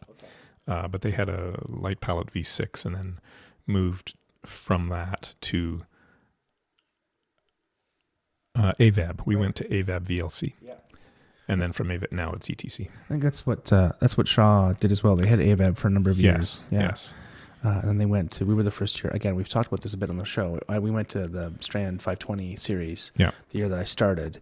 And that was a whole, like, everyone's head had spun because of different language and you're not doing reverse Polish and everything. Well, I was there the first year. I was at Shaw the first year they had the AVAB series, and it was much the same thing, people trying to get their head around it. Okay. So that's changed. Now, when everything was gang together, they're all gang the same color. If that's what you want. That's what you want. Yeah, I mean, if you needed, sometimes you'd have to, to get what you wanted, you'd have to really kind of push the system. Of the 120 dimmers, about 2/3 was the basic plot, and the others were available to patch for show specials. So if you wanted to have you didn't have to put the same color in every lamp. It would seem the logical thing to do. And these were, 6K dimmers? Like 4K, it must have been high. Now I'm really stretching my, they would be 6 or 7.2 maybe. Right, yeah. There might have, I don't think there were 12s there. There might have been 12K dimmer. No, probably not. It makes sense. The idea of having a 12K dimmer or even a 6K dimmer these days are like crazy because people are only plugging one lamp in it, right? I know, Why would you have anything more than 1.2? I know. Canada's Wonderland, I do shows there, and they still have some 12K dimmers, 6 of them. Yeah, so probably there's cyc lights and stuff. Plugged in there, right? That's it. Yeah. Wow. Well, the weird thing happens if you only plug one lamp into that, it doesn't. The curve is not the same as a smaller dimmer with one lamp. That's right. You have to do the old. We use the tea kettle technique where you have if you plug a practical into a 1.2K dimmer, that's 60 watts. Ghost load. A ghost load. Yeah. That's what that's called. Yeah. You need to have the spread to smooth out the curve to make sure it curves properly. God, it's all coming back. Now we're really going back. I know, right? Ghost load. Yeah, I remember that now. Terrific. So, besides going dimmer per circuit, lots more things have changed about how the plot is done. Absolutely. Right? I mean, we added scrollers fairly early on into the color washes, gobo washes. We added some moving lights, of course. Now they're up to, I haven't worked in that theater in a few years, but I think they're sitting around 24 moving lights, roughly. Same thing at the Avon Theater. And when you guys introduce scrollers, I mean, there's a big noise problem with fans. In the festival, everything's up in the catwalk, and you've got baffles and things, right? So no, there's no baffles particularly. Oh, okay. They are up in the catwalks. There's bits of ceiling between the catwalks and the audience, but there's also big holes in the ceiling for the lights to come through. So noise is a big issue in that space for sure. We did at one point change out all the scrollers that we had for more expensive rainbow scrollers that you could control the fan speed from the console. And the compromise there has been they'll turn the fans off for non-saturated colors and then you can actually, on the old AVAB consoles, you could set it so that the fan speed would be based on what color you were in. So it would just automatically turn the fan on if you went to a too saturated color. That wasn't still quite enough to reduce the noise in there. So a few years ago, we went to C changers. Oh, yeah. It's a dichroic filter that goes into a Source 4 and replaced all the scrollers in that space with C changers, about 100 of them or so in that range. Hard to know if that's a good choice going forward because I think that technology may be going away. I'm not sure. Yeah, well, now the next sort of replacement cycle will be all LED. Yeah, well, see, at the time we bought the C changers, the LEDs, the Luster one was just barely out, and it was just not. It wasn't doing it. No. But the Luster 2s they're much better. Great, yeah. And who knows? By the time this goes to air, we may have a Luster 3 because LDI's on this weekend. So who knows? That's right. Well, I'll be doing some interviews over Vancouver and talking to some friends who've been at LDI. So we'll find out about all that and see what they were impressed by. One of them is a theater designer, Scott Miller. He works for a firm in Vancouver that designs new theaters and does these kind of specs. So he'll have, I'm sure, lots to say about that. Yeah. That's great. So that's So that's interesting evolution. What about the way that it's designed? Like, before you had told me. So Michael Whitfield was the last kind of resident lighting designer. Correct. Yeah, at until Stratford. 2008. Oh, okay. He was Which the is resident. Pretty Yeah. recent, actually. I thought it was earlier than that. A mere decade ago. Yeah. So now somebody is hired to be responsible for the basic in that theater every year, and it's different. Yes, it is. It's a little different from the way they do it at Shaw. At Shaw, it's more everybody gets together and works out the rep plot. In Stratford, it's a contractual thing. It's part of somebody's contract. So usually one of the designers in the space will be as part of their contract to do the rep plot. And although they will always, of course, consult with the other designers, it's one designer who works it out, focuses it, makes the decisions, allocates the equipment for the season. But the same kind of philosophy must exist. You might be doing 3 or 4 or 5 point lighting depending on where it is in the space. And yes, I can't speak to what they've done in the festival theater in the last few years because I've been mostly at the Avon Theater, which is the second biggest space, the proscenium theater. But yes, I believe it's a variation on a theme. And then let's talk about how the space can change. Space configuration changes with a musical because the deck has now, because you've got dance and lots more people on stage, it gets bigger. The stage is not as big as it appears, and so you can't actually get a ton of people onto that stage unless you put them down the stairs. And the stairs go down for a reason because it's for sight lines, so that people in the front rows can see what's going on. So one of the things that happened when they started doing musicals on that stage is that they would build the stage out over the stairs. So it's like 2.5 times the width of just the stage without those additions. So it creates a huge amount of additional space and huge problems in terms of the basic rep plot because what works on the basic stage doesn't always work on the extended stage. So we would add in things that were essentially extensions of the concept in the basic rep plot for the extended stage coverage, and usually that was another 20 or 30 lights when I was doing it. When Des McAnuff became the artistic director, he was interested in doing more ambitious scenery on that stage. So sometimes that idea of extending the stage out over the steps would happen not just for musicals but for plays as well. I can recall seeing some Shakespeare plays that had what I would consider a musical size set on that stage. Again, they've kind of pulled back from that when he's no longer the artistic director, but it kind of meant you were doing multiple musicals in the space. Right. Yeah. I remember Cabaret was done in the 80s.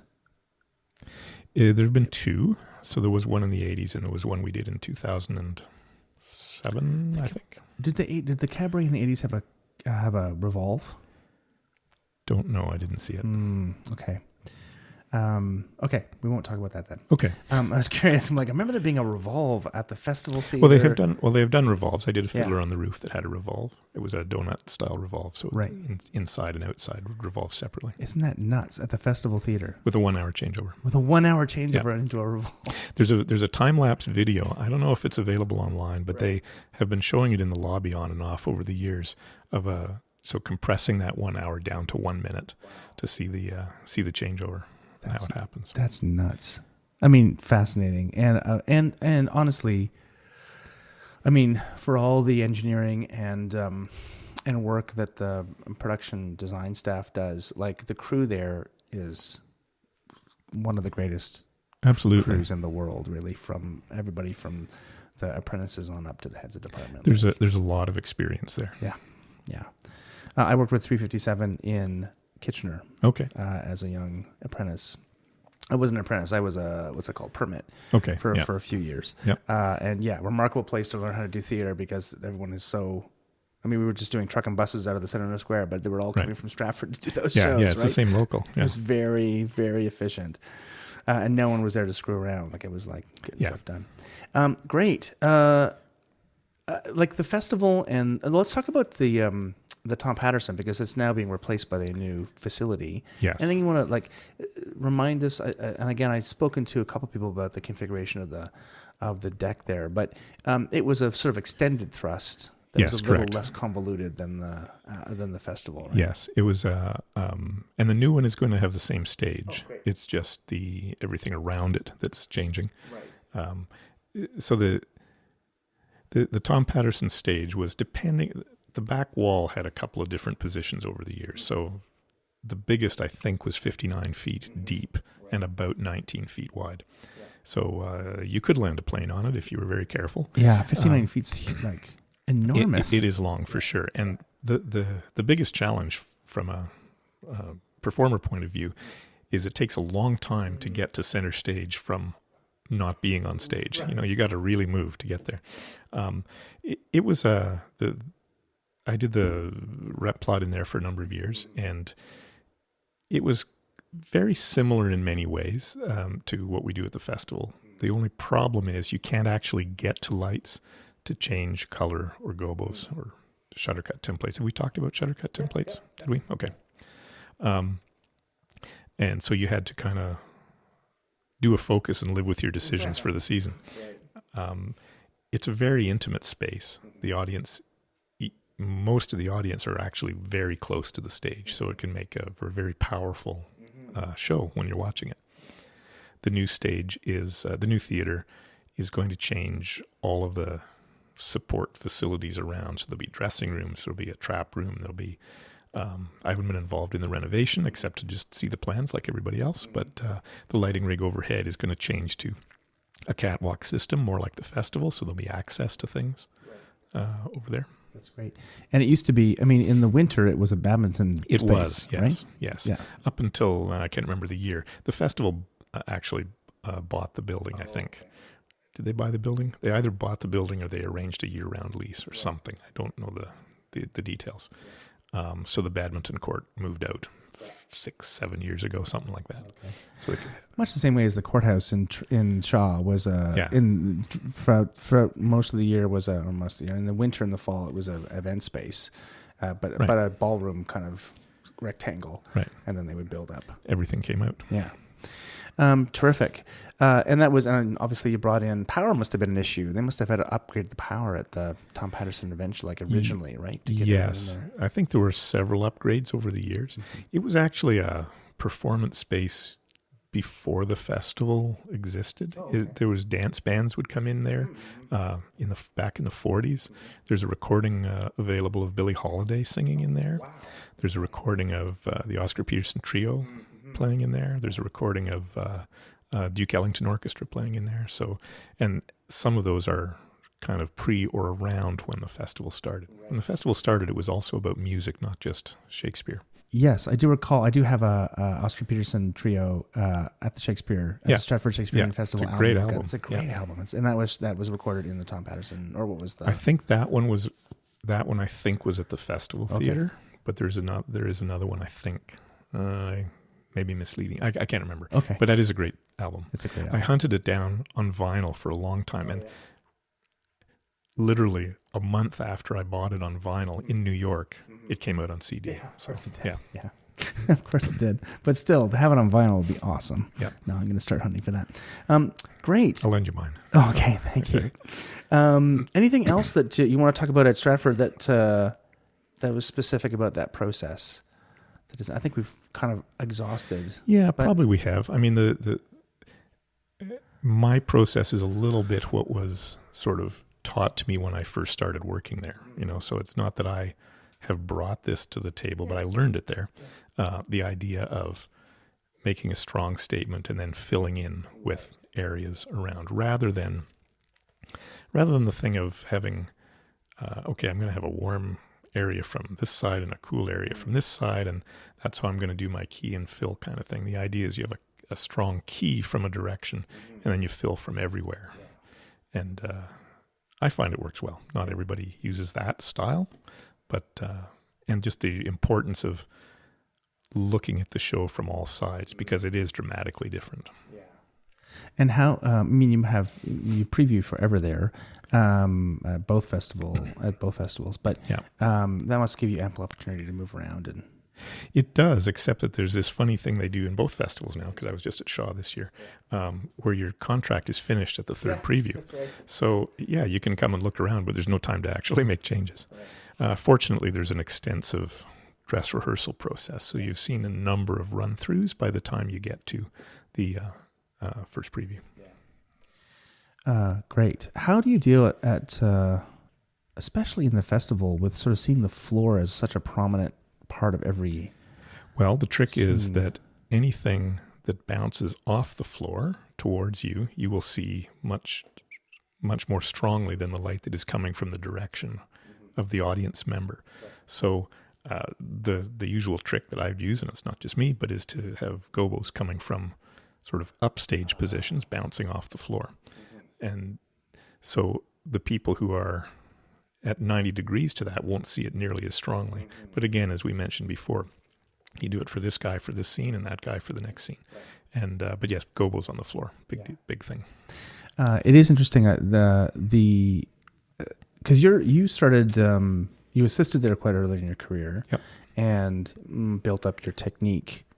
We all sort of learn our basic way of working from the first few years of our career. Yeah.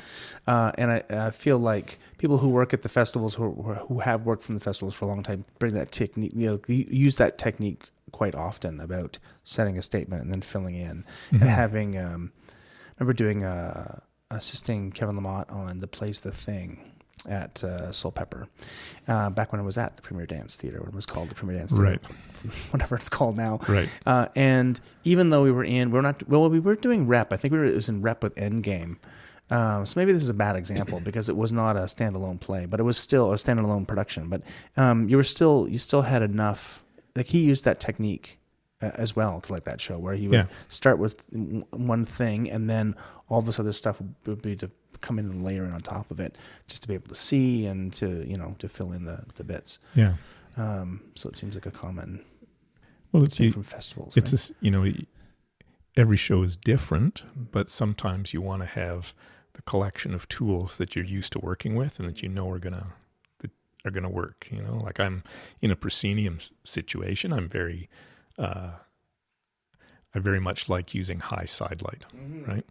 And so I will often just put that in without thinking, because I know the only question is what color it's going to be and how many systems there's going to be, because I know I like it. I like the way it looks, and I know I'm going to use it.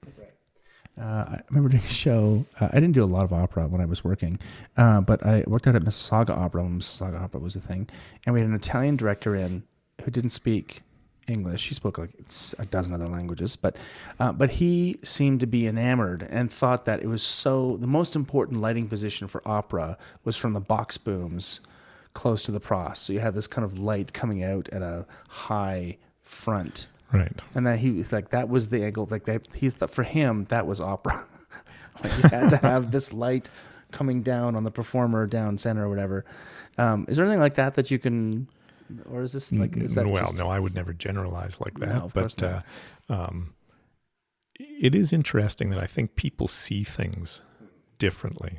I might look at a show or a cue in a show of mine or somebody else's and go, well, that's wrong. It needs more of this.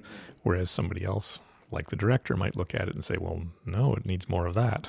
So, and we're both looking at the same thing, but you don't always, I think your priorities are different based on what you're looking at. There seems to be a trend these days to not worrying so much about seeing faces, which, I have had directors come to me and say, we have to see their face. We have to see it. And yes, I know. And it's because the last person they worked with didn't feel that way, and maybe I'm going too far down the rabbit hole on that, but it's clearly there are some lighting designers who are looking at a stage picture and not seeing that we can't actually see their face very well. I would concur with that analysis, because it bugs me too. I'm like, I need to see the expression. Well, we're very old-fashioned, yes. You and I guess. I guess so. Great. Okay, how about your general approach? I mean, in the festivals, and again, this is not a new theme on the show, we've talked about the sort of this protracted time period between the start of design and the actual thing on stage. But we're doing a standalone show that is not repping. I mean, you do that, right? I mean, you're at Stratford a lot. Yeah. I mean, we look at these companies as these large rep companies, but how do you generally find your way into the play and start working on it? Well, it starts with the script, of course, if there is one. I had a teacher at Ryerson say you should read the script 7 times. You may have had the same teacher, I don't know. And the first time you just read it to just learn the plot, and then the second time you do this, and the third time. Well, I don't do that, but I usually do it twice. I'll read the script first time to just get an overall idea of the story, and then the second time to look for any lighting references. This is if it's a play. Musical's kind of a different story. And then just make a very detailed analysis of that, because most of the time it all comes from the script and the set. Sometimes you'll get a director who wants to do something really unusual. You know, we're going to set Hamlet on Mars, or something like that. And that kind of, you have to throw the rules out at that point. But usually you can get most of it from the script, and then build a lighting plot based on the set, where you can hang lights, what it's going to look like on the set, and that kind of stuff. Not that we're lighting the set necessarily, but the set determines what angles you can come in from, and the colors of set and costumes gives you a palette to work from, and that kind of stuff. Yeah, absolutely. And then conversations with the director, of course. We don't like to cut them out of the process completely. The rehearsal period has changed a lot in the last 25 years. I mean, for sure. In the big rap houses, I'm sure they've had the same kind of experience, right? Where you used to have more weeks than you have now, but certainly in standalone stuff, it's... Well, Stratford is an example. We used to have this thing on the schedule called Run for Lights, which was where you would, it was rehearsal on stage where they would run the play for the lighting designer. And it was usually the 3rd or 4th on-stage rehearsal after many weeks of rehearsal in the rehearsal hall. And then you'd go away, you'd do your lighting plot, and a week later it would be due, and you'd move on from that. I have now focus shows before they have rehearsed on stage, because the tech period gets extended earlier and the start of rehearsal gets extended later. The salvation in that situation is moving lights, because then you've got a lot of opportunity you see something you didn't account for, because when you did the lighting plot, they hadn't blocked Act 2 yet, that kind of stuff. You go, okay, well, I have a moving light that can cover that. The downside is, of course, that takes much longer to program, and we don't have much longer to program. Right.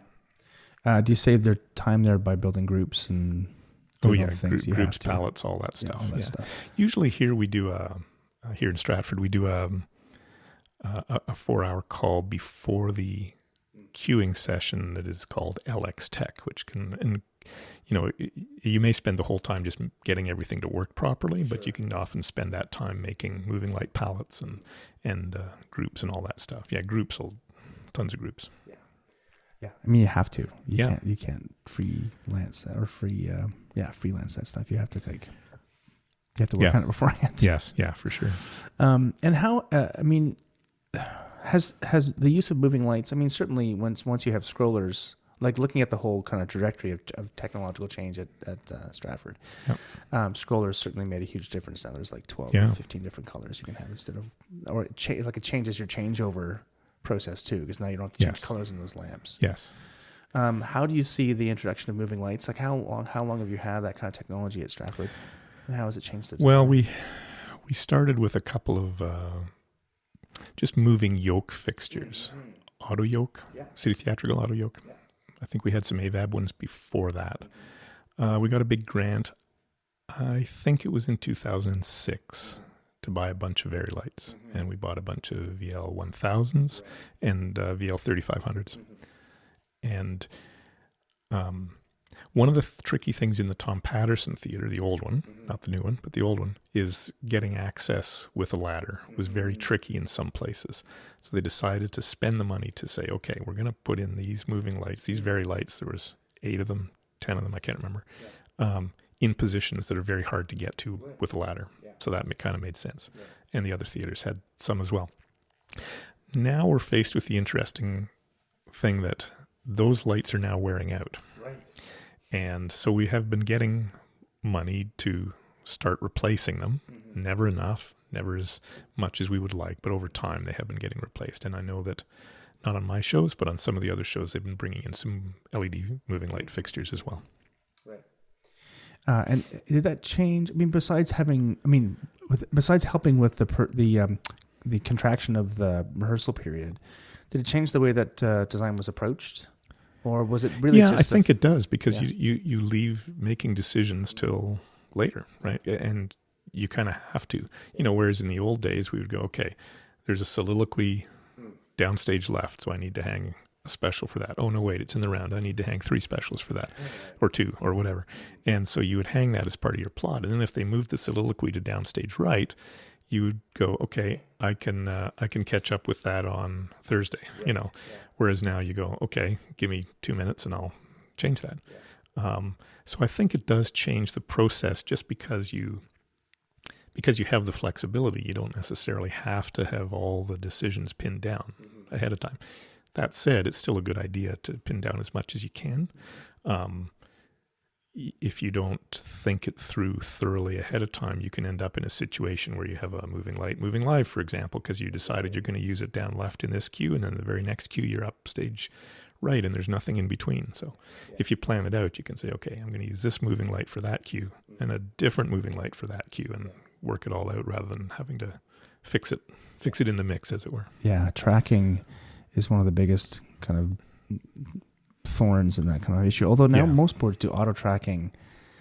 Yeah, but they still by dark. And they still can't help you decide to use a light in 2 places at the same time, or almost the same time. Exactly. Yeah, that's interesting. And then, do you find that your taste has changed over the years as well? Like, do you find yourself making different decisions now, or is it really I'm almost certain that I do. I'm not sure I could tell you in what way necessarily. Yeah, that makes sense too. Okay. Now, again, one of the very often we talk about training on the show, and given the sort of amount of technology that's now available, especially in the area of moving lights, and but not only that, just the way that the use of LEDs and the especially with the less time that you have to sort of figure that stuff out. How do you think that people, what things in theater school or in your in graduate work, do you think that people should be focusing on in their training? Is it still really the art and developing their taste that's important, or? Well, I think you need both. Yeah. I mean, the interesting thing about lighting design for me is that it's an interesting mixture of art and technology. And I don't think you can be successful without both. If you just concentrate on the art, then you're going to have trouble implementing your vision. If you just concentrate on the technology, you may know all about all the different gear, but coming up with a good-looking show might be a challenge. So it's a mix, for sure.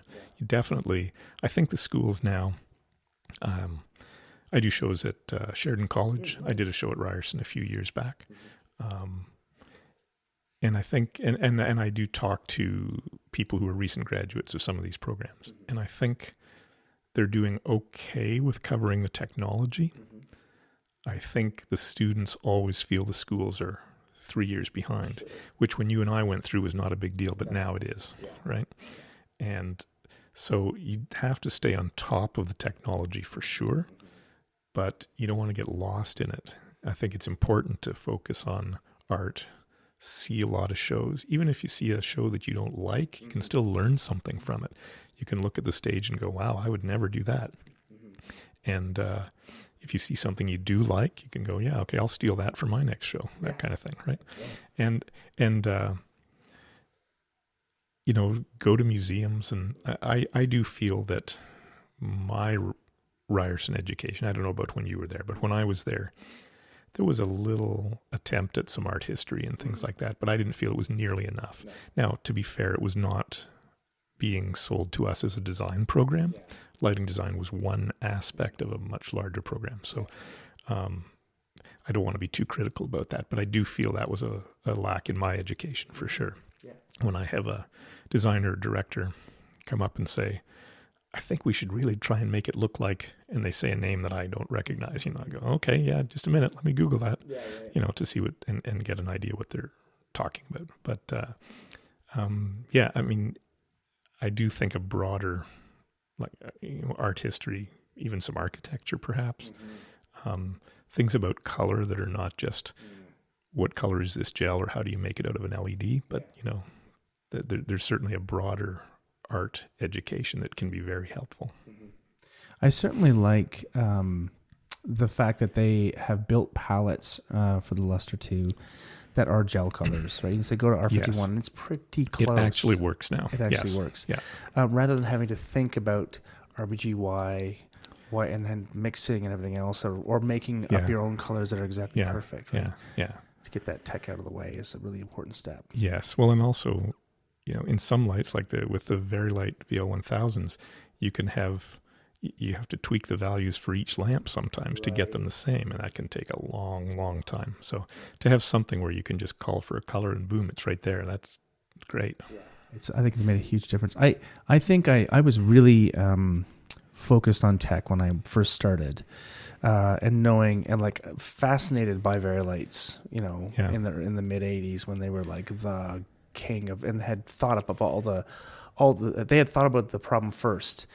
At least as far as moving lights go, color changing and gobo changing, and even shutters a bit later. But I don't know. Now I'm kind of now, mind you, I haven't been designing in the last 5 or 6 years, so I had the luxury of going, LED lights. I know they exist. I know how they work. I don't really care. Like, just make it this color on the cyc.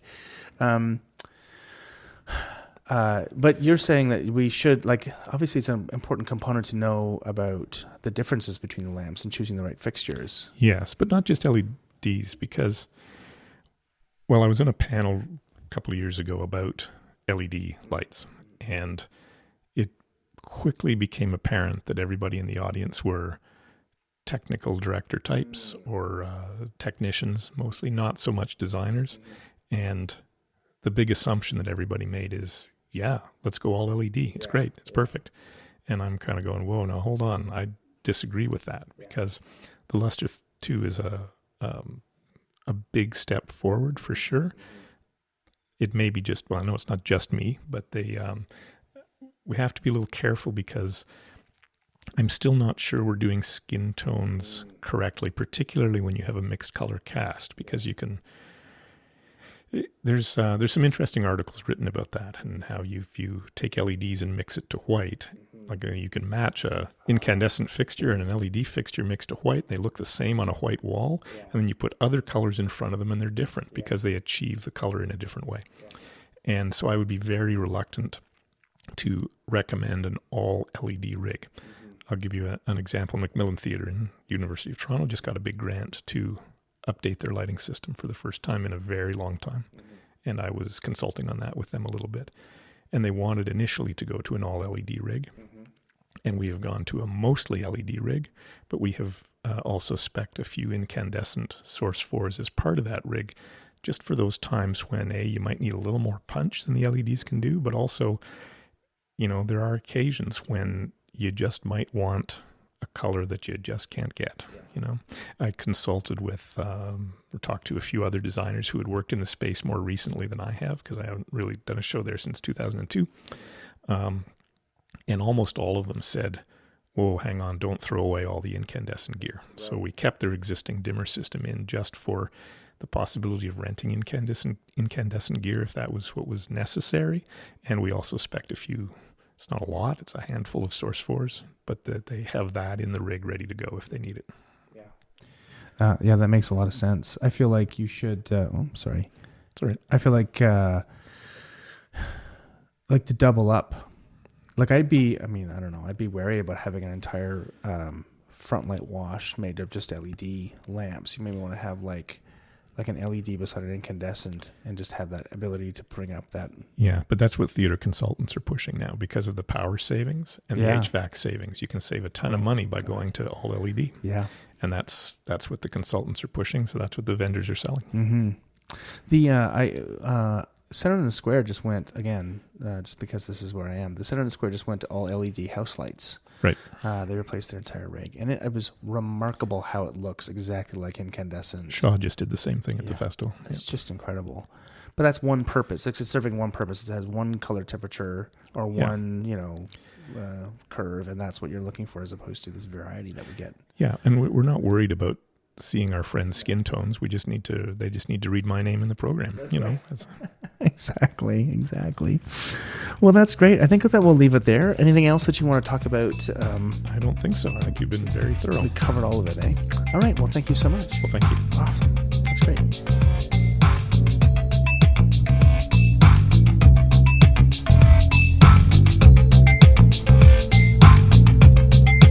That was lighting designer Kevin Fraser speaking to me from his home in Stratford, Ontario in August of 2018. Next time, an interview with the fantastic set and costume designer Astrid Jansen. The music for this podcast is by Vern Good with voiceover by Gabriel Cropley. Please go to Apple Podcasts and give us a review. It'll help get the word out about this podcast and share the history of theatre design in Canada. And you can follow us on Twitter at thetitleBlockCA and on Facebook.com/thetitleBlockPodcast. You can send comments and requests by email to thetitleBlock@gmail.com. And don't forget that if you do like the show, please go to support us on Patreon.com. Feel free to share this with your friends, colleagues, students, and teachers, or listen to it while you hang that pair of Pat 123s beside the Color Blast, that Source 426 degree, and that pair of dimmable fluorescents that you keep wanting to think will work this time. This is Canadian Theatre. I'm Michael Cruz, and I'll see you next time on The Title Block.